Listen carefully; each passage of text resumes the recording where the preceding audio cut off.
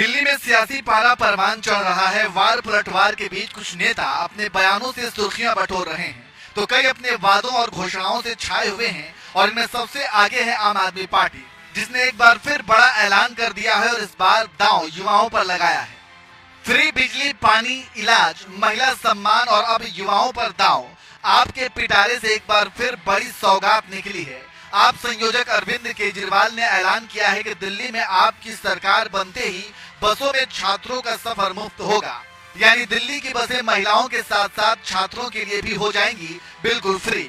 इतना ही नहीं, केजरीवाल ने मेट्रो में भी छात्रों का किराया 50% कम करने की बात कही। जिनकी शिक्षा इस वजह से छूट जाती है क्योंकि उनके पास स्कूल कॉलेज जाने के लिए पैसे नहीं होते। तो एक सबसे बड़ा ऐलान आज मैं ये कर रहा हूँ कि हमारी सरकार बनने पे स्टूडेंट्स को भी बस में सफ़र फ्री दिया जाएगा। अभी महिलाओं को तो फ्री बस का सफ़र है, तो जो फीमेल स्टूडेंट्स हैं उनको तो इसका फ़ायदा मिलता है, लेकिन मेल स्टूडेंट्स को नहीं मिलता। हालांकि मेट्रो में छात्रों का किराया आधा करने के लिए केजरीवाल ने केंद्र सरकार से सहयोग मांगा, क्योंकि दिल्ली मेट्रो केंद्र सरकार और दिल्ली सरकार दोनों का वेंचर है। ऐसे में केजरीवाल ने पीएम मोदी को पत्र लिखकर सहयोग मांगा है। मेट्रो दिल्ली की लाइफलाइन है और मेट्रो बहुत महंगी हो गई है। एक आम स्टूडेंट उसे अफोर्ड करने में बहुत उसे तकलीफ होती है। मेट्रो दिल्ली सरकार और केंद्र सरकार का 50-50 वेंचर है। प्रॉफिट होता है तो 50-50 शेयर होता है, लॉस होता है तो 50-50 शेयर होता है। जितना कैपिटल इन्वेस्टमेंट होता है वो भी 50-50 शेयर होता है।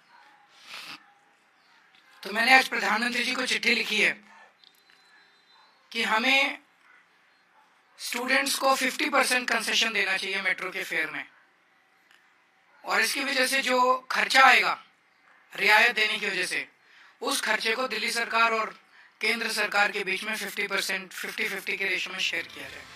केजरीवाल ने मेट्रो में छात्रों के आधे किराए के ऐलान से पहले पीएम मोदी को एक पत्र लिखा था।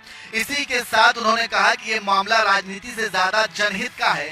ये पहली बार है जब केजरीवाल ने छात्रों पर बड़ा दांव लगाया है। इससे पहले उन्होंने आधी आबादी से लेकर बुजुर्गों तक के लिए घोषणाओं में किसी तरह की कोई कमी नहीं छोड़ी।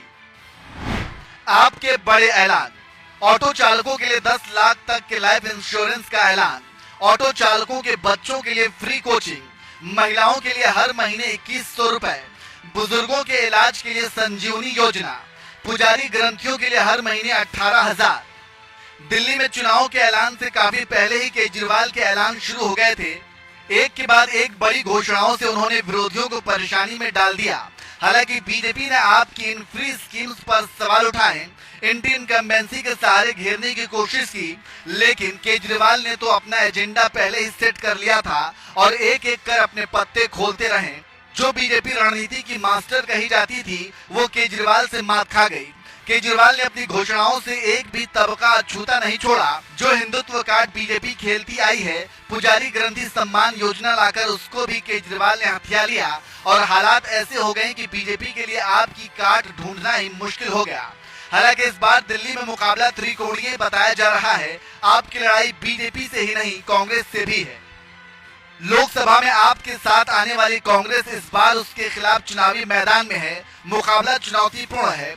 नई दिल्ली सीट पर अरविंद केजरीवाल के खिलाफ दिल्ली के पूर्व सीएम शीला दीक्षित के बेटे संदीप दीक्षित उतरे हैं और वे केजरीवाल के खिलाफ अग्रेसिव मोड में हैं, जबकि बीजेपी से परवेश वर्मा हैं। दोनों पार्टियां इस बार आपकी बादशाहत खत्म करने के लिए पूरा जोर लगा रही हैं। दिल्ली में 5 फरवरी को चुनाव होगा और नतीजे 8 फरवरी को आएंगे। उससे पहले दिल्ली के सियासी मिजाज पर आपका क्या ख्याल है, हमें